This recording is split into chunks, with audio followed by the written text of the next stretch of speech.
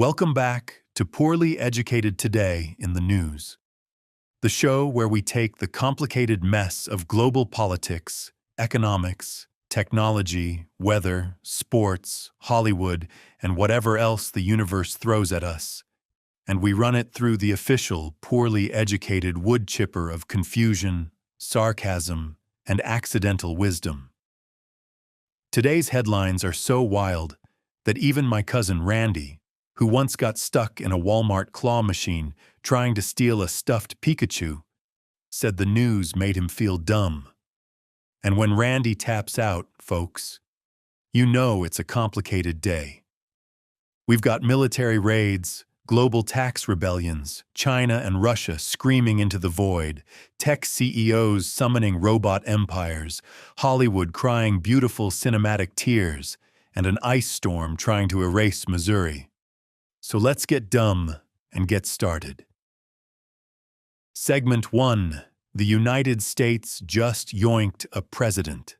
America grabbed Nicolas Maduro like he was a misbehaving raccoon in the attic.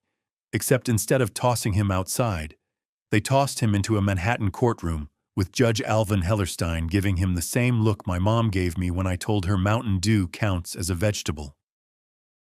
The U.S. called it a law enforcement action, which is a bold phrase for kicking in the door of a presidential palace with special forces, helicopters, human taps, and a carrier strike group.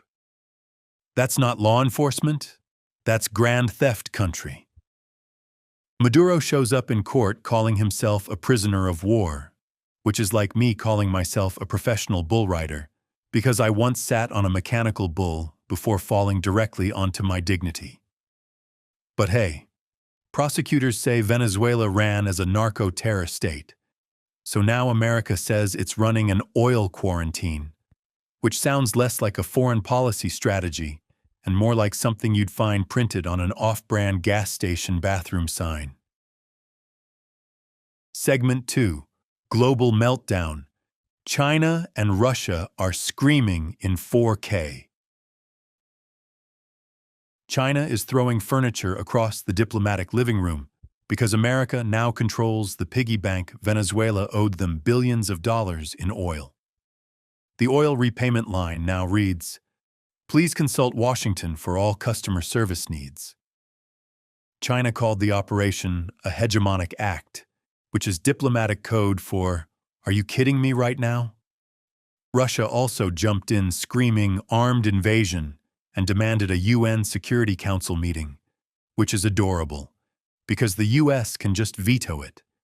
This is like storming into your neighbor's house to complain about their dog while they sit on the HOA board. Meanwhile, Latin America is split. Leftist presidents are furious, but Venezuelan expats in Miami are throwing the world's most triumphant block party.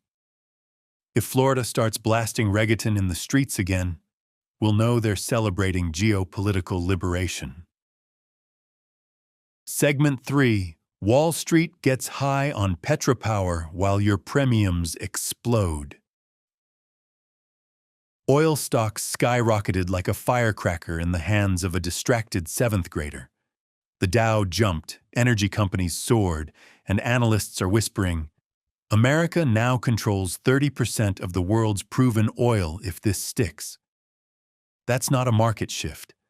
That's the geopolitical equivalent of hogging all the ribs at the cookout. But while Wall Street is rolling around in cash like Scrooge McDuck, regular Americans just got slapped with premium increases so big they should come with a warning label.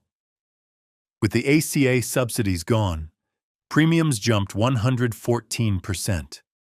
One woman saw her bill go from $85 to $750. That's not a price hike. That's a mugging. Congress is in open warfare over whether to fix it, and Hakeem Jeffries pulled off a discharge petition, like a magician making Speaker Mike Johnson's authority disappear. Meanwhile, Republicans passed a bill that fixes absolutely nothing except their ability to say, "We passed something." Segment 4. Child Care. Deregulation, RFK-GR, unleashes the chaos patch. Over at Health and Human Services, Secretary Robert F. Kennedy Jr. has decided childcare providers should be paid only when the kid actually shows up, attendance-based billing. As a former redneck child myself, let me tell you, if they paid my babysitter based on attendance, my parents would have owed her $0 a year because I spent half my childhood sneaking out to look at raccoons. But for actual working families, this is a nightmare. Providers have fixed costs, and kids get sick, or cranky, or just disappear under tables like little tax-deductible goblins. This is going to bankrupt smaller centers and leave parents with fewer options than a gas station sushi menu. Meanwhile, the administration is rolling out the 1,776 award, which sounds like a civics test mixed with a motivational poster your uncle bought at a truck stop. Segment 5, CES 2026, Nerd Thunderdome. In Las Vegas, NVIDIA and AMD showed up like two tech gods entering a steel cage match made entirely out of circuit boards. Jensen Huang walked out dressed like the Terminator, explaining how AI is about to take over every factory, warehouse, and probably the Waffle House. NVIDIA is worth $4.6 trillion now, which means if Jensen sneezes incorrectly, the global market cap loses a continent. AMD fired back with the AI PC dream, chips named Strix Halo and Gorgon Point, which sound less like processors and more like Viking metal band albums. Meanwhile, LEGO debuted smart bricks that talk, beep, sense motion, and coordinate with apps. As a kid, my Legos communicated only by stabbing my bare feet at 3 a.m. The future is now. And TVs. Micro RGB is apparently the next big thing, delivering perfect blacks and insane brightness. Basically, the TV industry reinvented the light bulb again, but now it's $4,000. Segment 6, Hollywood Drama and NFL Sadness. Over in Hollywood, the Critics' Choice Awards turned into the Paul Thomas Anderson Power Hour as one battle after another swept everything like it was Marie Kondo cleaning out cinema. Timothée Chalamet won Best Actor for Marty Supreme, and Jessie Buckley won Best Actress for Hamnet.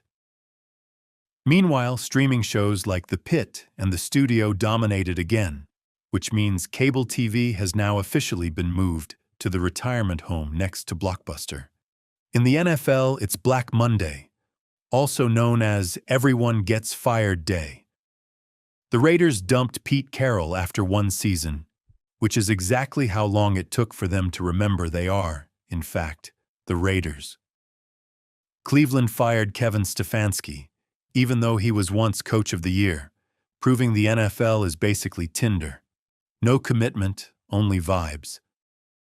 Atlanta axed Raheem Morris and their GM, saying, "We're rebuilding again," which is what Falcons fans say every year between crying into their chicken wings. Segment 7, Weather Apocalypse. America is melting and freezing at the same time. Nature is throwing hands today. The Pacific Northwest is getting 4 feet of snow in Stevens Pass, which is roughly the height of my cousin Earl when he's crouched down under the porch smoking mystery herbs. Travel is impossible, but ski resorts are about to make so much money, they'll start accepting bitcoins shaped like snowflakes.